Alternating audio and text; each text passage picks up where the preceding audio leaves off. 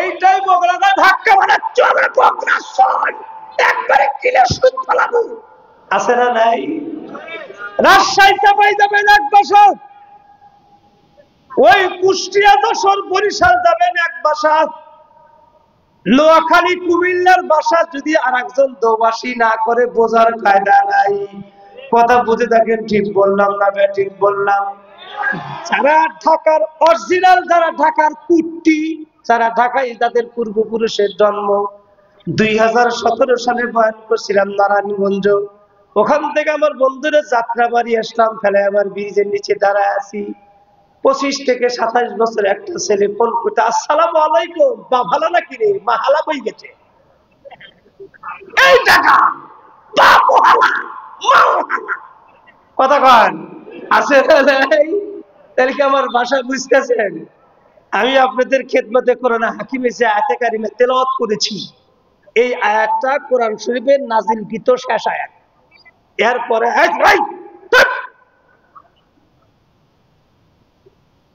কোরআন শরীফের নাজিলকৃত শেষ আয়াত, এরপরে আর কোন আয়াত আল্লাহ নবীর উপরে নাজিল হয় নাই। এই আয়াতের সরল অর্থটা শুনি, তারপরে তরজমা তাফসীর ততটুকু ভাই বলব। আল্লাহ বলতেছেন অত্যাকু, ভয় করো, ইয়াউমান, ওই দিনের, তুরজাউনা ফিহি ইলাল্লাহ। আল্লাহ পাক বলতেন হে জগৎবাসী তোমরা ভয় করো ওই দিনের, যেই দিন আমি মালিকের দরবারে রিটার্ন আসতে হবে, ফেরত আসতে হবে। সুম্মা তুওয়াফা কুল্লু নাফসিন মা কাসাবাত ওয়া হুম লা ইজলামুন। তোমার সারা জীবনের কৃতকর্ম, তুমি কি দল করছো, আমলিগ, বিএনপি, জাতীয় পার্টি, চরমনাই, ফুরফুরিয়া, দেওয়ানবাগ, কুতুববাগ, রাজারবাগ, সালারবাগ, ন্যাংটা বাবা, খাজা বাবা, গরম বাবা, ঠান্ডা বাবা, উষা বাবা, দোপা বাবা, মুলা বাবা, কানার বাবা, চট বাবা, আছে না নাই? কি করছে, কোন দল করছে, কি আমল করেছ, তোমার জিন্দেগীর আমলের সারা জীবনের কৃতকর্ম নিজ হাত দিয়ে আমি আল্লাহ পাক বুঝা দেব। তোমার প্রতিদান দেওয়ার ব্যাপারে আমি আল্লাহ বিন্দু মাত্র জুলুম করব না। চিল্লা বলেন মারহাবা। এইটা হলো আয়াতের সরল অর্থ। তারা আল্লাহ পাক কি বলতেছেন, ও জগৎবাসী ওই দিনের ভয় করো যেই দিন আমি আল্লাহ পাকের কাছে রিটার্ন আসতে হবে, ফেরত আসতে হবে। সুম্মা তুওয়াফা কুল্লু নাফসিন মা কাসাবাত, তোমার সারা জীবনের প্রতিদান আমি আল্লাহ পাই টু পাই। ফামাইয়ামাল মিসকালা যাররাতিন খাইরান ইয়ারা ওয়া মাইয়ামাল মিসকালা যাররাতিন শাররান ইয়ারা। সামান্য ভালো কাজ করেছো ওটাও আমি আল্লাহ পাক প্রতিদান দিয়ে দিব, সামান্য একটা গুনার কাজ করছো ওটার প্রতিফল আমি আল্লাহ ঘটাবো। আমার বন্ধুরে বাংলাদেশে একবারে ওই বিচার বিভাগ থেকে শুরু করে, হাইকোর্ট থেকে শুরু করে গ্রামের একদম নিবিড় পল্লী পর্যন্ত মাথায় তেল যার বিচারের রায় তার। যারা ঠিক করে না তারা আমলিগ করে। যখন মাথায় তেল যার বিচারের, আরো জোরে বলেন মাথায় তেল যার বিচারের, মাথায় তেল যার বিচারের। কিন্তু আল্লাহ পাকের কাছে কোনো তেল নাই, যে যা করছেন তাই পাবেন। এটা হলো অর্থ। এটা এখন পুরাপুরি বুঝতে হলে 2-4টা উদাহরণ না দিলে আমরা বুঝবো না। সম্মানিত শুধু সেটা হলো এই 2-1টা এক্সাম্পল সেট করতে হবে। মেসাল দাওয়াজ করছেন নবী আলাইহিস সালাম, মেসাল দাওয়াজ করছে সাহাবায়ে কেরাম। এখানে তো সর্বোচ্চ লোক নাই, এর ভিতরে কম শিক্ষিত আছেন অথবা মধ্যবর্তী শিক্ষিত আছেন, একেবারেই কলমে খাইটা কোন শিক্ষা পাশের ভিতরে আছেন, সবাই তো কঠিন কথা বুঝবে না। মেসাল দাওয়াজ করলে সকল মানুষ পরিষ্কার ভাবে সব কথাগুলো বুঝতে পারে। কথা বলতে থাকেন, ঠিক বললাম না ঠিক? সেটা হলো এই কোরআন শরীফের সর্বশেষ আয়াত আল্লাহ নাজিল করলেন, এরপরে কোনো আয়াত নাই। আল্লাহ পাকের তো উচিত ছিল ইমানের মতো বহুত বড় সম্পদ, ইমানের কথা আল্লাহ পাক সর্বশেষ আয়াতে বললো না? নামাজ একটা মূল ইবাদত, নামাজ একটা মৌলিক ইবাদত, সে কথাও আল্লাহ পাক বললো না। যাকাতের কথা বললো না, হজের কথা বললো না, আল্লাহ পাক পর্দার কথাও বললো না। বললো আত্তাকু ইয়াওমান তুরজাউনা ফীহি ইলাল্লাহ, তোমরা ওই দিনের ভয় করো। আল্লাহ পাক সর্বশেষ আয়াতে এটাকে কতটা গুরুত্ব দিয়ে এই কথাটা বলছে, এইটা বুঝতে হলে দুই চারটা এক্সাম্পল দিতে হয়। সম্মানিত সুধী, এই যে আমরা দেখলাম মাত্র 2-3 দিন আগে একটা ভূমিকম্প হইলো না দেশে, কথা পায় না, ভূমিকম্প হয়েছে না? এটা বিমা কাসাবাত আইদিন নাস, এটা আমাদের হাতের কামাই। যখন যে এলাকার ভিতরে যত নাফরমানির তাপমাত্রা বেড়ে যাবে, ওই এলাকা আল্লাহ পাক শিডর, হেরিকেন, ভূমিকম্প দিয়ে দিয়ে মানুষকে ইমানের মধ্যে একটা বাড়ি মারে, আমি আল্লাহকে চেনো। সামান্য একটা করোনা দিয়ে তাম পৃথিবীর মানুষের মুখে টোনা দিছিল না? কথা কম, করোনা দেখা যায়? দেখছে কেউ কোনোদিন? 5 বার হাত ধোয়ার কথা বলছেন, মুখে টোনা দিচ্ছেন, স্ত্রীর কাছে শোয় নাই, স্বামীর স্ত্রী যা গলা ধরে শুতে পারে নাই, সামান্য একটা করোনা এর চাইতে ভয়ঙ্কর ভয়ঙ্কর শব্দ আযাব আল্লাহ পাকের গোডাউনের মধ্যে রিজার্ভ আছে। কথা বুঝে থাকেন, ঠিক বললাম না? ঠিক বললাম। 2000 সালে তুরস্কে একটা ভূমিকম্প হয়েছিল। এই ভূমিকম্পের ব্যাপারে এ পর্যন্ত কোনো মৌলবী কোনো কথা পায় নাই। আমি দুইটা কথা বলতে চাই, অসুবিধা হবে কি? তুরস্কের ভিতরে 2000 সালে একটা ভূমিকম্প হলেন। কি জন্য ভূমিকম্পটা হলেন? ওই আমেরিকার সদস্য জেনারেল ছিলেন 30 জন, তুরস্কের জেনারেল ছিলেন 30 জন, ইসরায়েলের ক্যাপ্টেন ছিলেন 30 জন। তাদের একটা ডেট অফ বার্থ করছিলেন, সেই ডেট অফ বার্থের নাম হলো নেভাল ডে। নেভাল ডের মধ্যে এই 90 জন বড় বড় কর্মকর্তা একটা 5 স্টার হোটেলের মধ্যে একটা নর্তকীদেরকে নিয়ে আসলেন, মহিলা উলঙ্গ মহিলাদেরকে নিয়ে এসে, যেটাকে আমাদের বাংলাদেশে ক্লাব বলা হয়, সেখানে মদ ইয়াবা পান করা হয় আর উলঙ্গ মহিলাদেরকে নাচানো হয়। যখন এই প্রোগ্রাম শুরু হয়ে গেল, তখন আমেরিকার একটা জেনারেল ওই ফিলিস্তিন জেরুজালেমের একটা কর্নেল বললো যে একটা কোরআন শরীফ নিয়ে আসো। কোরআন শরীফ আনলেন, কোরআন শরীফ খোলো, সূরা হিজর বাই করো, হিজর বের করে সূরা হিজরের 8 নম্বর 9 নম্বর আয়াত তোমরা তেলাওয়াত করো। তখন ওই কর্নেল তেলাওয়াত করলেন, ইন্না নাহনু নাযালনা যিকরা ওয়া ইন্না লাহু লাহাফিজুন। কোরআন শরীফ আয়াত তেলাওয়াত করলেন। জেনারেল বললেন, কর্নেল সাহেব তরজমা তাফসীর করেন। কর্নেল সাহেব বলেন, আমি তরজমা তাফসীর জানি না। তা বলে আমার কাছ থেকে শোনো। তখন ওই আমেরিকার জেনারেল তরজমা করতেছেন, এই কোরআন শরীফ নাকি মুসলমানদের আল্লাহ নাজিল করেছে, এই কোরআন শরীফ বললে আল্লাহই হেফাজত করবে। কোরআন শরীফ মদ পান করছেন, কোরআন শরীফ এইভাবে টানতে টানতে ছিঁড়ে গেল, পৃষ্ঠাগুলো নর্তকীদের ওই নৃত্য মহিলাদের পিছনে ছড়া দিলেন, নাচতেছেন। এই দৃশ্য দেখে ওই জেরুজালেমের ওই ইসরায়েলের কর্নেল আল্লাহু আকবার বলে চিৎকার দিয়ে বাইরে হয়ে চলে গেলেন। বাইরে গিয়ে দেখেন পুরো আকাশ কমলা রঙের কালার হয়ে গেছে। এমন একটা বিকট আওয়াজ দিলেন, ইতিহাসের মধ্যে লেখছেন এক আওয়াজে ওর ভিতরে যতগুলো নাফরমান ছিলেন সকল মানুষের কানের পর্দা আল্লাহ ফাটা দিয়েছে। শুধু তাই না, 50,000 মানুষ ওই ক্লাবঘর সহ ধ্বংস হয়ে নদী পরিণত হয়ে গেছেন, মারা গেছেন। সম্মানিত সুধী, আবারও বলতেছি, যেই এলাকায়, যেই গ্রামে, যেই শহরে, যেই মহল্লায়, যেই ইউনিয়নে, যেই উপজেলা মানুষ যত নাফরমানি করবে, আল্লাহ পাক আসমান থেকে তত ভূমিকম্প, তত বিপদ, তত মুসিবত দিয়া বান্দার ঈমান পরীক্ষা করবে। কথা বুঝে থাকেন, ঠিক বললাম না? ঠিক বললাম। এই কোরআন শরীফ আল্লাহ পাক নাজিল করছে, হেফাজত কে করবে? আর জোরে বলুন, কে করবে? অতীতের আসমানি আরো 3টা কিতাব বড় বড় আছে, তারা জাবুর, ইনজিল, সারা পৃথিবী ঐক্যবদ্ধ আন্দোলন করে একটা তওরাত, একটা ইনজিল, একটা জাবুর অরিজিনাল কপি তাম পৃথিবীর মধ্যে খুঁজে বের করা যাবে না। বর্তমান যে বাইবেল কিতাব আছে, ইনজিল আছে, ওল্ড টেস্টামেন্ট যেটাই বলেন, আল্লাহ প্রদত্ত যে ইনজিল কিতাব ঈসা পয়গম্বর আল্লাহ পাক নাজিল করেছিলেন, ওই অরিজিনাল কিতাব আর নাই, ওই কিতাব পরিবর্তন হয়ে গেছে। এদের খ্রিস্টানরা ইহুদিরা বসে ইনজিল কিতাবের মধ্যে আমার আল্লাহ যে জায়গায় আদেশ লিখছে, ওই আদেশ তারা কলম দিয়ে কেটে দিয়ে ওখানে তারা নিষেধ বসাইছে।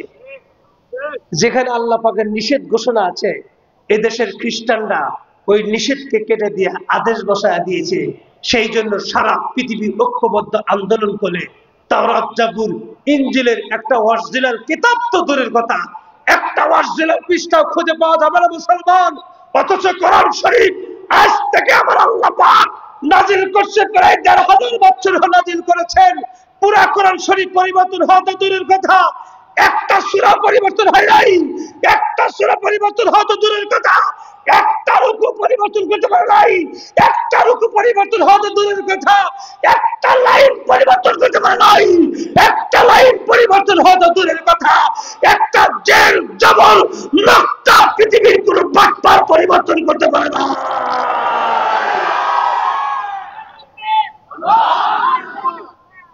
তাকবীর দিলি বেটা সালের মতো দেন। আমি যেভাবে পিক আপ দিছি তোমার পিক আপ তো হইল না। তাকবীর দিবা পুরো মাঠ তুমি শব্দ একবারে ওই অন্ধমানকে পারা যায় যে না গুলো বয়ান হইতেছে। তাহলে এই কোরআন শরীফ 21 জন মাসে মাথা পাগড়ি দিলাম কোরআন শরীফ তাফসীর মাহফিলে। তাহলে এই কোরআন শরীফ এই পৃথিবীর কোন মানুষ যদি সংরক্ষণের দায়িত্ব না নেয়, দায়িত্ব কে নিয়েছে? আরো জোরে বলেন। এটা হলো ফটোকপি। কোন কপি? কথা পায় না। কোন কপি?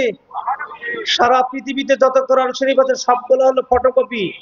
অরিজিনাল কপি আল্লাহ পাক সূরা বুরুজের মধ্যে ওয়াজ করছেন, বাল হুয়া কুরআনুম মাজিদুন ফি লাউহিন মাহফুজ। অরিজিনাল কপি আল্লাহ পাক কোথায় সংরক্ষণ করেছেন? সেই জন্য সারা পৃথিবী কোরআনের সূরা সুন্নিদেরকে দায়িত্বহীন করতে বলতে চাই, তোমরা সারা পৃথিবীর কোরআন শরীফ জ্বালিয়ে পুড়ে মিসমার করে দিল, সারা পৃথিবীর কোরআনের হাফেজদেরকে কতল করে দিল, সারা পৃথিবীর কোরআনের হাফেজ আলেমদেরকে কতল করে বঙ্গোপসাগরে ভাসা দিবা। আমার আল্লাহ ইচ্ছা করলে 1 সেকেন্ডের ভিতরে এই কোরআন শরীফে তামাম পৃথিবীর মধ্যে সাইলাব বানা দিবে। অরিজিনাল কপি কোথায়? লৌহে মাহফুজের মধ্যে, তক্তার মধ্যে আল্লাহ পাক সূরা ফাতিহা থেকে সূরা নাস পর্যন্ত যেভাবে সংরক্ষণ করেছেন। আজকে আমরা এই ওলি ইবনে ওসমান মাদ্রাসায় 21 জন ছাত্র মাথার মধ্যে পাগড়ি দিলাম। ও বন্ধুরে, বর্তমান যুগ সন্ধিক্ষণে এই 21 জন পাগড়িওয়ালা ছাত্র বর্তমান যুগ সন্ধিক্ষণে বাংলাদেশে ভ্রাম্যমাণ লৌহে মাহফুজ। চিল্লা বলেন মারহাবা। ভ্রাম্যমাণ লৌহে মাহফুজ, ভ্রাম্যমাণ কথা পায় না। কেবল আসকুলতানি খালি আমি একলাই কমু, আপনারা একটু করবেন না। আমি আল্লাহ কমু, আপনারা হালকা আল্লাহ ঠেলা দিবেন, তাহলে ওয়াজ ভালো হবো। কথা বোঝেন নাই? সেই জন্য বলতেছি যে এই পৃথিবীতে যত কোরআনের হাফেজ আছে, আর একটু তথ্য দিয়ে মূল আলোচনার দিকে যাই। সুর আছে, সুর হিসাবে আছে। সুর না থাকলে আব্দুল্লাহ হুজুর আর আমাদের অন্ধ মার্কেটে আমার জুবাইর ভাই দাওয়াত দেই নাই। সুর বলতেছি সম্মানিত শুধু, লম্বা কথা বলতেছে না। সেটা হলো এই কোরআন শরীফ আল্লাহ পাক নাজিল করছে মক্কা মদিনায়। মক্কায় 10 বছর, মদিনায় কয় বছর? 13 বছর। তাহলে ইন টোটাল কত হলো? 23 বছর যাবত আল্লাহ পাক নাজিল করছে মক্কা আর মদিনায়। নাকি 2-1 আয়াত লন্ডন নাজিল হয়েছে? দাদা বাবুর দেশে নাজিল হয়েছে? কোথায় নাজিল হয়েছে কোরআন শরীফ? মক্কায় 10 বছর, মদিনায় 13 বছর। ইন টোটাল 23 বছর যাবত কোরআন শরীফ আল্লাহ পাক মক্কা মদিনায় নাজিল করেছেন। অথচ সারা পৃথিবী যোগ বিয়োগ করে দেখা গেছে যেই কোরআন শরীফ আল্লাহ পাক মক্কা মদিনায় নাজিল করলেন, ওই কোরআন শরীফ বর্তমান ওই মক্কা মদিনায় বর্তমান কোরআনের হাফেজ হলো 4 লক্ষ। কয় লক্ষ? সুবহানাল্লাহ নাই, নাউজুবিল্লাহ নাই। এত কম বললি 17 দিন। কত লক্ষ? 4 লক্ষ কোরআন। সারা পৃথিবীর মুসলমানদের একটা সংগঠন আছে, ওই সংগঠনের নাম হলো রাবেতা আলমে ইসলাম। প্রত্যেক পৃথিবীর মুসলিম কান্ট্রি থেকে এক একজন করে সদস্য নিয়ে একটা সংগঠন তৈরি হয়েছে, সেই সংগঠনের নাম হলো রাবেতা আলমে ইসলাম। যারা জেদ্দা থেকে মক্কা ঢুকবেন দেখবেন বিশাল বিশ্বরের মধ্যে গেটের মধ্যে লেখা আছে, ইংরেজিতেও আছে, আরবিতে লেখা আছে রাবেতা আলমে ইসলাম। ওই রাবেতা আলম ইসলাম থেকে বাংলাদেশে জরিপ করেছে, এই বাংলাদেশ দরিদ্রের দিক থেকে 11তম স্থান অর্জন করেছে। এই বাংলাদেশে মানুষ কত নাম রাখছে, কেউ কয় সোনার বাংলা, কেউ বলে সবুজ বাংলা, নতুন বাংলা, জয় বাংলা, ডিজিটাল বাংলা, আর কত বাংলা। এই বাংলাদেশে 56,000 বর্গ মাইলের ভিতরে এই দরিদ্র দিক থেকে 11তম স্থান অর্জন করেছে। এই বাংলাদেশে প্রত্যেক বছরে রমজানের পরে 4.5 লক্ষের মতো কোরআনের হাফেজ মাথার পাগড়িরা বের হয়। ছোট্ট একটা বাংলাদেশ, ইন্ডিয়া থেকে 17 গুণ ছোট, মক্কা মদিনার সাথে বেশ কয়েক গুণ ছোট বাংলাদেশ। সেই বাংলাদেশে পাড়ায় পাড়ায় কওমি মাদ্রাসা, অমুক মসজিদের দোকানে হাফজখানা, অমুক কবরস্থানের পাশে মাদ্রাসা, অমুক গ্রামে মাদ্রাসা, অমুক শহরে মাদ্রাসা।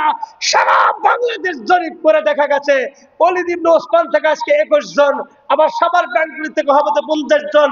এভাবে যোগ বিয়োগ করে প্রত্যেক বছরের রমজানের পরে 4.5 লক্ষের মতো কোরআনের হাফেজ মাথার পাগড়িরা বের হয়। কোরআন শরীফ আল্লাহ পাক নাজিল করছে মক্কা মদিনায়। কোরআন শরীফের তরজমা তাফসীর করছে দেওবন্দের উলামায়ে কেরাম। দেওবন্দের উলামায়ে কেরাম না থাকলে আমরা সারা পৃথিবীর মানুষ অন্ধকারে ডুবে মরতাম। সেই জন্য দেওবন্দের উলামায়ে কেরাম তরজমা তাফসীর করছেন কোরআন শরীফ। কিন্তু কোরআন শরীফের মহব্বত করতে গিয়া উলামায়ে কেরামকে বেশি মহব্বত করে বাংলাদেশের মানুষ। এত ওয়াজ মাহফিল, এত তাফসীর মাহফিল, এত সিরাত মাহফিল, এত ইসলামিক সেমিনার সিম্পোজিয়াম, এই বাংলাদেশে আজানে সূর্য ওঠে, এই বাংলাদেশে আজানে সূর্য ডোবে। কেবলমাত্র সবে মাত্র সাভারে বাটা জুতার দোকান থেকে 2220 টাকাতে এক জোড়া জুতা কিনা সাভার কেন্দ্রীয় মসজিদে বক্সের মধ্যে রেখে কেবলই নিয়ত করছেন আল্লাহু আকবার, আসসালামু আলাইকুম, জুতা নাই। কথা বলেন, মসজিদে জুতা হয় না, সব সাধু হয়ে গেছেন। এমনকি কোন ইতিহাস শুনছেন যে কেউ নতুনটা রেখে পুরানটা পাই দিয়ে বাসায় গেছে? আছে কি? না, ও জুতা চুরি করে টার্গেটই গেছে। আমার ভুয়াগাতি মাদ্রাসার রায়গঞ্জে নিমগাছি কলেজে একটা ভদ্রলোক প্রফেসর, আমাদের বগুড়ার পায়ে পায়ে জুতা কিনছে 2250 টাকা দিয়ে। হে ভদ্রলোকের বুদ্ধি দেখছেন, এক পাট রাখলো মসজিদের বাইরে আর এক পাট রাখলো ইমাম সাহেবের মেম্বারের কাছে। আমি বললাম স্যার এটা কোন তরিকা? ওর দাম যদি 22,000 হয় তাহলে চোর চুরি করবো না। এক পাটের দাম যদি 22,000 হয় চোর নিবে না। তাহলে মসজিদে যা যদি জুতার টেনশন, জুতা চোরে নিল না কি করলো? আমি কত কত মাহফিলে বলছি ভাই জুতার সামনে এক জোড়া নিয়ে ফিরে দিবেন, ওটা হারা দেবো। অতএব দুই পাট জুতো টেপের নিচে দুই পকেটে থুয়ে নামাজ পড়বেন, টেনশন মুক্ত। কথা বলে এ বন্ধুরে, তাফসীর মাহফিলে ওয়াজ মাহফিলে এইরকম কৌতুকের মতো কথাবার্তার মধ্যে অনেক আছে, আমি বলবো না। আমার বন্ধুর বলতে চাচ্ছি যে এই বাংলাদেশে আজানের সূর্য ওঠে, আজানে সূর্য ডোবে। আমার বন্ধুর সেই বাংলাদেশে মসজিদে জুতার নিরাপত্তা নাই। আমার বন্ধু, আমার ভাইরা রে, লম্বা কথা বলতে চাই না। মানুষ যখন কোরআনের সুশীল ছায়া থেকে দূরে সরে যাবে, উলামায়ে কেরামকে যতক্ষণ পর্যন্ত অন্তরের ভিতরে জায়গার আর স্থান না দিবে, ওই জাতি ওই সমাজ কোনোদিন উন্নতি হতে পারবে না। আমি বলছিলাম আমার ভাইরা রে, আমার আল্লাহ কেন আয়াতে কারিমা গুলো নাজিল করলো? সর্বশেষ আয়াতে কারিমা আমার বন্ধু নবীর উপর আর কোন বন্ধুর আয়াতে কারিমা নাজিল হইল না। আমি আপনাদের কাছে একটা প্রশ্ন জব করতে চাই, বলুন তো বন্ধু, সারা বাংলাদেশে বর্তমান যুগ সন্ধিক্ষণে আমার বন্ধুর অশান্তির আগুন দিন দিন বাড়তেছে না কমতেছে? বাড়তেছে না কমতেছে? ওইটাও আমার বন্ধুরে, ওই অশান্তির ছিটা ফাটা আপনার মহল্লার মধ্যে, আপনার সমাজের মধ্যে, আপনার ওয়ার্ডের মধ্যে, আপনার পৌরসভার মধ্যে, আপনার ঘরের মধ্যে ওই অশান্তির ছিটাপাটা কিছু আছে না নাই?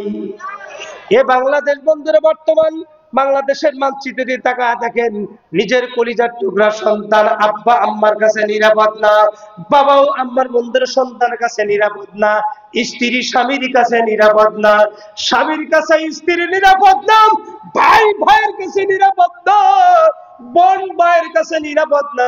হুজুর এইগুলো বক্তব্য দেন আর উদাহরণ দেন। এই মাত্র কয়েকদিন পূর্বে কুড়িগ্রাম নাগেশ্বরী একটা জায়গা আছে, ওখানে বন্ধুরে নিজের একমাত্র কন্যা আমার বন্ধু গর্ভধারণী মা সহ পাশের বাড়ির চাচিকে লইয়া তিনজন ব্যক্তি, নিজের জন্মদাতা পিতা, গর্ভধারণী মা, বাড়ির পাশে চাচি, তিনজন মানুষ রাত্রি ৩টার সময় ইন্টারমিডিয়েট পড়া একটা বেটি আমার বন্ধুরে ঘুম থেকে উঠাইয়া শুধু প্রতিপক্ষকে গাল করার জন্য রাত্রি ৩টার সময় প্রতিপক্ষর জায়গার মধ্যে নিজের বিটিকে নির্মমভাবে হত্যা করলো। শুধুই প্রতিপক্ষকে গাল করার জন্য ইন্টারমিডিয়েট পড়া নিজের কলিজার টুকরা বিটিকে নিজের বাবা মা, যে আজ থেকে ৪,০০০ বছর জাহিলিয়াতকে হার মারা দিয়েছে, নিজের মা, নিজের বাবা, নিজের বিটিকে হত্যা করছে শুধু প্রতিপক্ষকে গাল করার জন্য। বেশি দূরে যাওয়া লাগবে না, এই তো মাত্র কয়েকদিন পূর্বে আপনাদের সাভারের ইতিহাস আপনারা জানেন, আমি শুধু চ্যাঙ্গেলে বলিয়া দিয়া যাই। ভদ্রলোকের বাড়ি হলো নাটোর, ভদ্রলোকের একটা মাত্র কন্যা, স্ত্রী মরে গেছে। আমার বন্ধুরা বিটির মুখের দিকে তাকাইয়া বাবার বিবাহর বন্ধনে আবদ্ধ হইল না। বাবা চিন্তা করলেন কোথা থেকে কোন স্ত্রী নিয়ে আসবো রে। আমার কলিজা এক টুকরা বিটির দিকে বাঁকা নজরে তাকাবে। বাবা বিটিকে স্টেবলিশ করার জন্য, বাবা বিটিকে সুশিক্ষিত বানানোর জন্য আপনাদের সাভারে এটা আসছিল, বন্ধু একটা বাসা ভাড়া নিয়েছিল।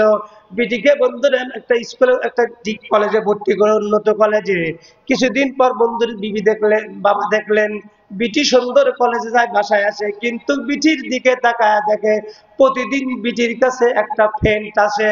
ফ্রেন্ড আবার দুই প্রকার, একটা হলো বয়ফ্রেন্ড আর একটা হলো গার্লফ্রেন্ড, আছে না নাই? এখনকার যুগে দেখেন না কেটে দিরা 50 জিবি নেট, আবার ওয়াইফাই বাইট লাগা নিছে, তারপর আবার 1500 মিনিট। আমাদের সিরাজগঞ্জে 900 টাকা 800 টাকা নেয়, ওইটা লেট দিয়ে সারা রাত ধরে খালি আইপিএল কুর্সি করে। কথা বল, আছে না নাই? ওয়াইফাই লাগা নিছে, ফোনের চার্জ নাই, ফোন এই চার্জার প্যালাকার মধ্যে দিয়ে ফোন, ওই 80 বছরের চাচা ও ঠেলে, ওই যুবক ঠেলে, যুবতী ঠেলে, বেটা ঠেলে, এমনকি 3 মাসের পুতি ও পিচ্ছি ঠেলে। কথা বল, ঠেলে না ঠেলে না? এই যে বিজ্ঞান আমাদেরকে হাতিয়ার দিচ্ছে আমার ভাইরা রে, এইটা যেরকম উপকার অপকার আছে না নাই?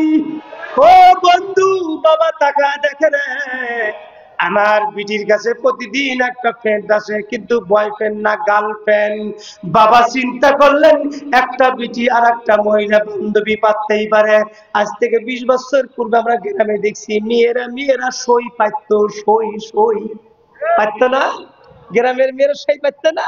সই শব্দটা বেমানান, এখন ডিজিটাল যুগ, সব তো ডিজিটাল, মসজিদ ডিজিটাল, মুসল্লি ডিজিটাল, মোতাল্লি ডিজিটাল, মুক্তাটি ডিজিটাল, মাদ্রাসা ডিজিটাল, হুজুর ডিজিটাল, ছাত্র ডিজিটাল, স্বামী ডিজিটাল, স্ত্রী ডিজিটাল, ডিজিটাল কবরস্থান ডিজিটাল, সব ডিজিটাল ডিজিটাল ডিজিটাল ডিজিটাল করতে করতে করতে 41 করে নামতা করতে করতে ফুট্টু সার নাই। কথা ঠিক পেলাম না ঠিক পেলাম? এই ডিজিটালের দোহাই দিয়ে যা করছে, আমি আমার বন্ধুর রাজনৈতিক বক্তব্য দিতে পারি, আমি রাজনৈতিক বক্তব্য দেব না।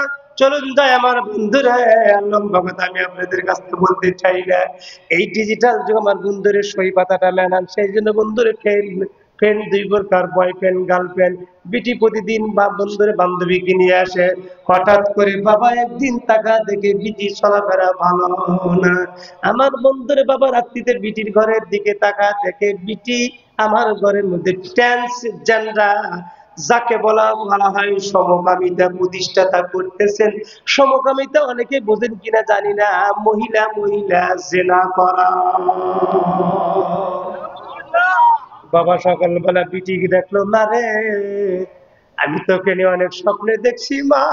ও মা, আমি আমার জীবন জৈবন বিসর্জন দিয়ে দিলাম, আমি দ্বিতীয় জায়গায় বিবাহ বন্ধন আবদ্ধ হইলাম না মা। আমি তোকে স্টেবলিশ করার জন্য, সুশিক্ষিত করার জন্য দেশে নিয়ে আমি দেশ ছেড়ে নিজের হুকবুল ওতনে মিলান ইমান, দেশপ্রেম ইমানের লক্ষণ, জন্মভূমি ছেড়ে উন্নত দেশে ঢাকায় আসলাম মা রে। আমি গতকাল যে দেখছি মা, আমার চোখটা ঘুষিয়ে আসছে মা, তুমি ওই পথ থেকে ফিরে আসো।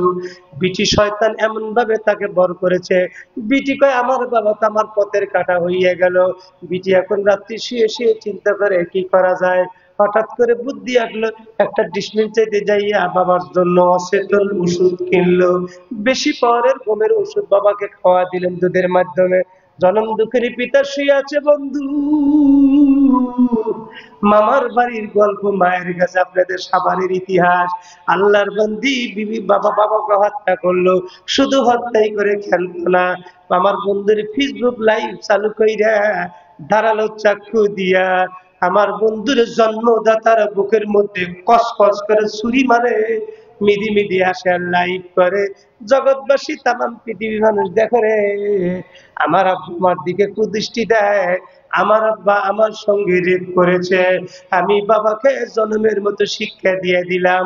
আমরা হুজুগে বাঙালি, কোন জিনিস আমরা তাহকিক করি না, তাহকিক ছাড়াই আমরা বন্ধু লাপাইতে শুরু করছিলাম। এ দুনিয়ার মুসলমান আমার ভাইরা, যখন প্রশাসক মহিলা নিয়ে অ্যারেস্ট করলাম, যখন তাকে দিন থেরাপি দিলেন, যখন থেকে আমার বন্ধুর রিমান্ডে যখন তাকে প্রেসার কিক করা হলো, অমনি সব সত্য ঘটনা বললো। স্যার, আমার বাবার মতো একটা ভালো মানুষ পৃথিবীর আদালতে নেই। আমাকে স্টাবলিশ করার জন্য, সুশিক্ষিত বানানোর জন্য বাবা আমাকে ঢাকায় এনেছিল। ও স্যার, আমি ভিডিওতে যা লাইভ করেছি সব মিথ্যা কথা, আমার ভুল হয়ে গেছে, আমাকে সাজা দেন। সেই জন্য বলছিলাম বন্ধুরা, এই বাংলাদেশ নিজের কলিজার টুকরা সন্তান, 5 বছরের বাচ্চা, স্বামী বন্ধুরে বিদেশে থাকে, প্রবাসে থাকে, প্রবাসের ছেলেরা কত পরিশ্রম করে টাকা পয়সা পাঠায় দেশে বন্ধুরে, ওই মহিলারা টাকা পয়সা লইয়া মার্কেট গরম করতেছেন, বোটানিক্যাল গার্ডেন যা গরম করতেছেন। ছোট্ট বাচ্চার সামনে বন্ধুর সাথে পরকিয়া করছে, বাচ্চা দেখছে, ওই পরকিয়া বন্ধুকে লইয়া নিজের কলিজার টুকরা 5 বছরের শিশু বাচ্চাকে গলা টিপে হত্যা করে ডিপ ফ্রিজের মধ্যে বন্ধুরে প্যাকেট করছে বাংলার জমিনে।